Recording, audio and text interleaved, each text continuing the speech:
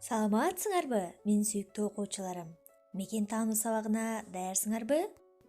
Өлкөбүздөгү болуп жаткан кырдаалга байланыштуу аралыктан окууга туура келип жатат.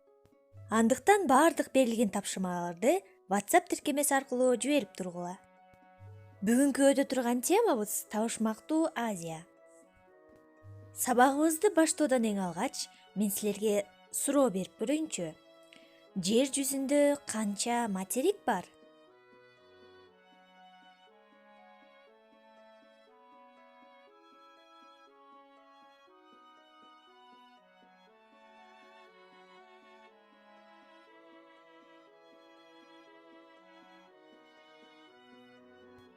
Азаматсыңар балдар, дүйнөдө 6 материк бар.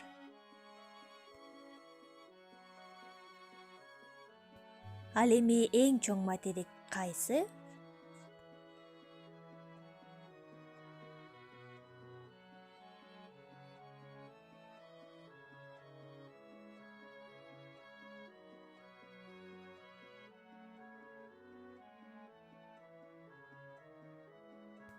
Ал эми Кыргызстан Евразия материгинин Азия бөлүгүндө жайгашкан.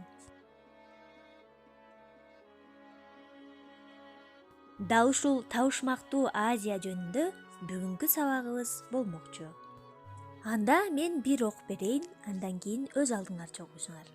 Табышмактуу Азия. Азия көп мезгилдерге чейин табышмактуу, сырлуу болуп келген.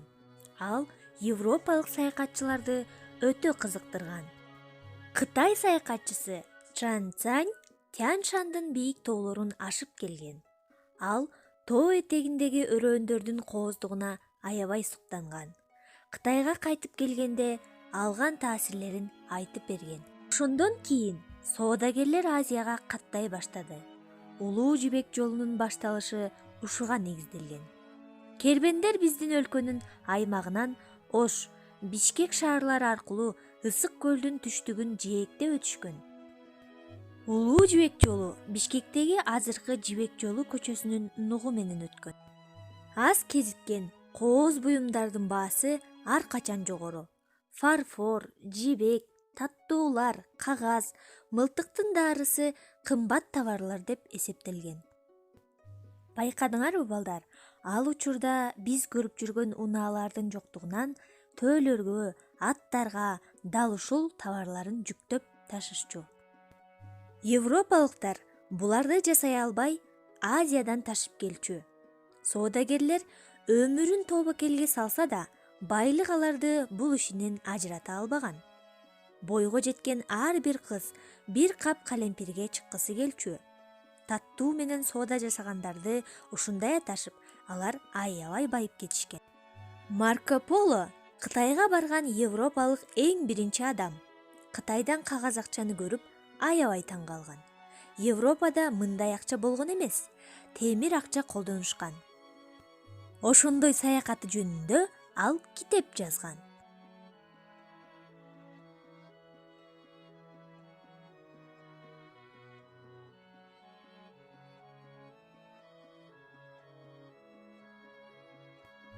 Ал китепте Кыргызстандын жаратылышы жөнүндөгү сүрөттөмөлөр бар.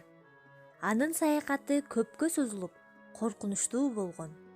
Саякатчылар уурулар менен каракчылардан коргонуу үчүн куралчан күзөтчүлөрдү жалдашкан. Улуу жибек жолу кумдуу, ысык чөл аркылуу өткөн. Андан Тянь-Шань жана Памирдин муз каптаган ээн тоолоруна келген. Аптап менен суук, үрөй учурган борон саякатчыларды дайым коштоп жүргөн.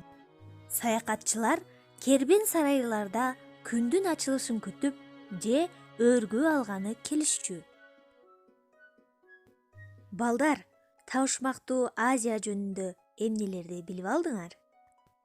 Силерге Азиядагы улуу жибек жолу жактыбы? Улуу жибек жолу Кыргызстандын кайсы бөлүгүн басып өтүптүр? Эстеп калгыла. Европа, Азия жана Африка булар эски дүйнө. Түндүк жана түштүк Америка, Австралия жана Антарктида булар жаңы дүйнөнү түзгөн дүйнө бөлүгү. Дүйнө бөлүктөрү материктер сыяктуу эле 6.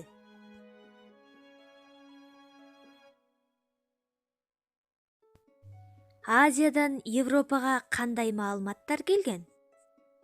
Европа жана Азия жөнүндө адамдарга көп маалыматты жеткирген улуу саякатчыларды атагыла. Байыркы кезде саякатчылардын максаты эмне болгон?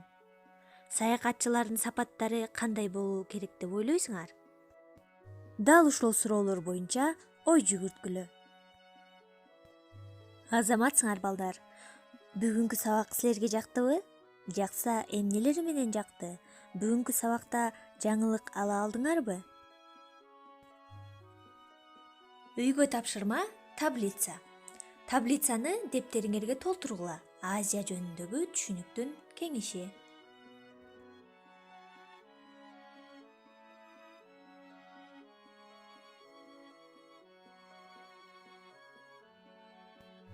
Балдар, сабакта жаралган баардык суроолоруңарды WhatsApp тиркемеси аркылуу мага жиберип тургула. Мурунку жиберген тапшырмаларыңар мыкты, аракетиңер бар. Амандыкта көрүшкөнчө саламатта калгыла.